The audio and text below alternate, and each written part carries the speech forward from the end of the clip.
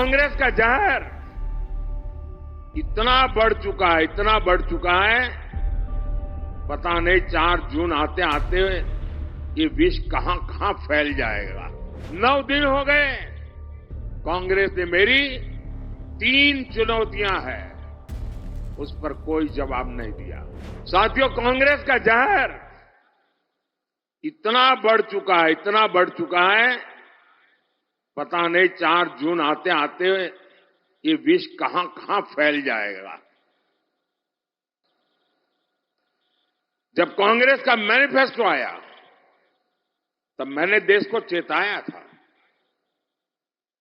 खास करके देश में जो विचारक वर्ग है उनको मैंने इशारा किया था कि कांग्रेस का मैनिफेस्टो देश के लिए खतरे की घंटी है।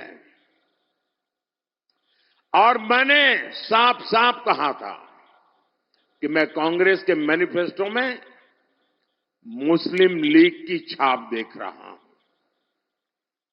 तो कुछ लोगों को शायद लगा होगा ये तो एक पॉलिटिकल स्टेटमेंट है, लेकिन जब उसकी बारीकियों में लोग जाने लगे तो देश बेचैन बनता गया। जो भाषा मुस्लिम लीग बोलती थी, देश के आजादी के पहले भारत का विभाजन की भाषा, जो नैरेटिव गढ़े गए थे, दुर्भाग्य से आज कांग्रेस का मैनिफेस्टो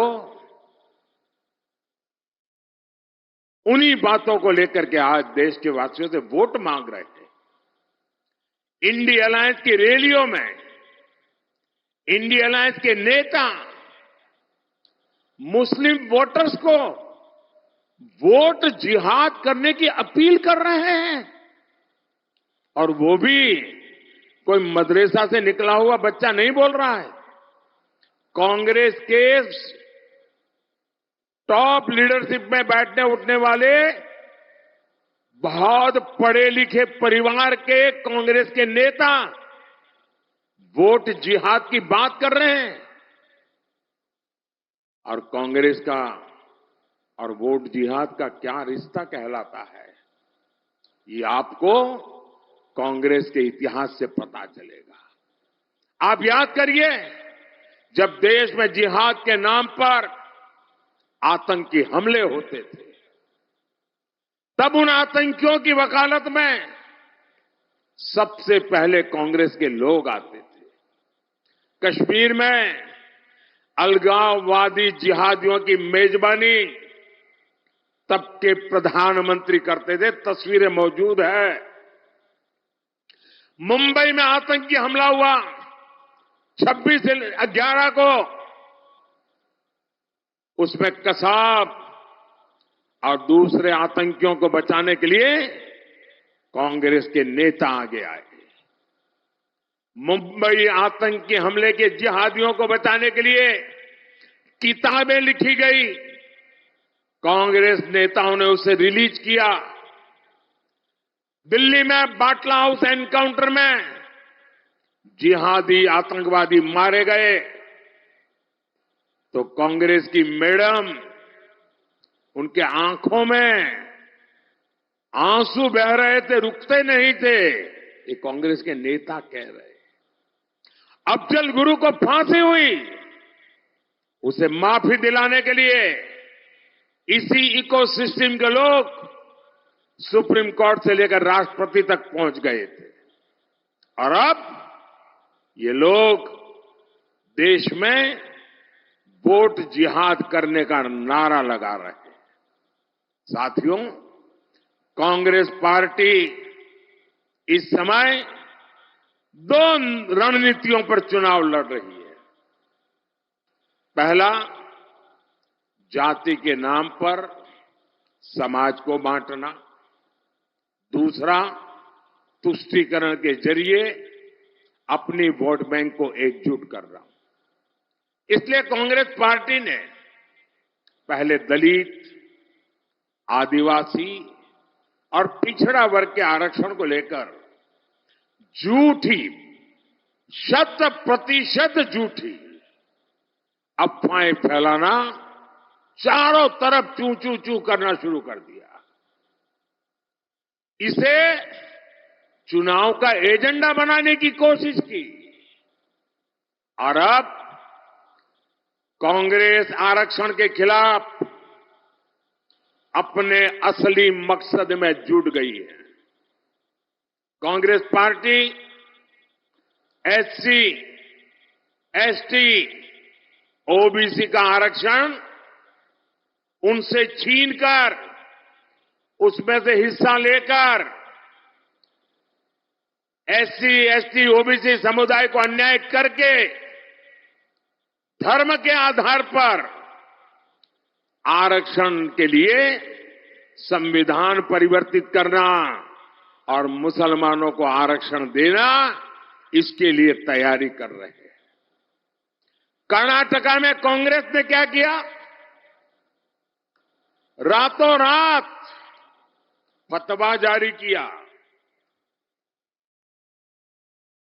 एक हुक्म निकाला और कर्नाटका के जितने मुस्लिम समाज के लोग हैं उन सबको रातों रात ओबीसी घोषित कर दिया। सब मुसलमान ओबीसी। कर्नाटका में जो संविधान के द्वारा 27% रिजर्वेशन ओबीसी समाज को मिला था, रातों रात उसमें डाका डाला और ओबीसी समाज का जो हिस्सा था वो लूट लिया धर्म के आधार पर आरक्षण देकर के। और जब देश का संविधान बना था, महीनों तक चर्चा हुई थी। देश के उस जमाने के कांग्रेस के आजादी के आंदोलन के दिग्गज नेताओं ने संविधान बनाया, विचार विमर्श किया और उसमें कोई आरएसएस, बीजेपी वाला नहीं था। देश के गणमान्य विद्वान थे, बाबा साहब आंबेडकर थे और उन्होंने चर्चा करके तय किया कि भारत जैसे देश में धर्म के आधार पर आरक्षण नहीं दिया जा सकता। बाबा साहब आंबेडकर ने विस्तार से कहा कि धर्म के नाम पर आरक्षण देश के लिए कितना बड़ा खतरा पैदा करेगा। बाबा साहब आंबेडकर ने साफ साफ इनकार कर दिया और देश का जो संविधान बना वो संविधान धर्म के आधार पर आरक्षण के लिए मनाही करता है। दलित, आदिवासी, ओबीसी, संविधान उसके लिए परमिशन देता है। लेकिन कांग्रेस पार्टी धर्म के आधार पर आरक्षण की बात लेकर के अपनी वोट बैंक मजबूत करना चाहती है। और जब मैं कांग्रेस के इन पापों को पर्दाफाश किया और मैं पिछले 9 दिन से मांग कर रहा हूं कि कांग्रेस पार्टी मुझे जवाब दे, मैंने उनको चुनौती दी है। 9 दिन हो गए, कांग्रेस ने मेरी 3 चुनौतियां हैं, उस पर कोई जवाब नहीं दिया। और मैं लगातार कह रहा हूं, मैं एक बार फिर मीडिया को भी जगाना चाहता हूं, देशवासियों को भी जगाना चाहता हूं। एक बहुत बड़े खतरे की तरफ ये लोग ले जा रहे हैं, इसलिए मैं जगाना चाहता हूं।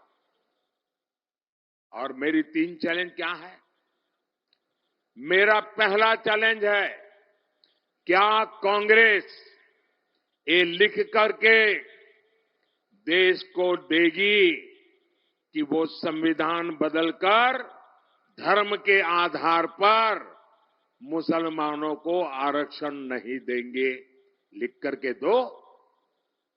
दूसरा, धर्म के आधार पर आरक्षण देकर दलित, आदिवासी, बख्शीपंथ, ओबीसी का हक नहीं मारा जाएगा। क्या कांग्रेस ये लिख करके देगी? तीसरा चैलेंज, क्या कांग्रेस ये लिख कर देगी कि उनकी जो राज्य सरकारें हैं, उनके जो चट्टे बट्टों की सरकारें हैं, वे ओबीसी कोटा में डाका डाल करके मुसलमानों को शामिल करने का हिडन एजेंडा नहीं चलाएंगे, इसकी गारंटी देते हैं क्या? चुप है, मतलब उनके दिमाग में, उनकी सोच में कोई खोट है। अब मुझे जामनगर के लोग बताइए, देश पर इतना बड़ा खतरा मंडरा रहा हो, क्या मोदी चुप रह सकता है? क्या मोदी देश को फिर से बांटने दे सकता है? साथियों, मैं आज जामनगर की धरती से देशवासियों को विश्वास दिलाता हूं और कांग्रेस के चट्टे बट्टे सबको कहना चाहता हूं, जब तक मोदी जिंदा है, जब तक मोदी जिंदा है, इस देश को फिर से धर्म के आधार पर मैं बांटने नहीं दूंगा।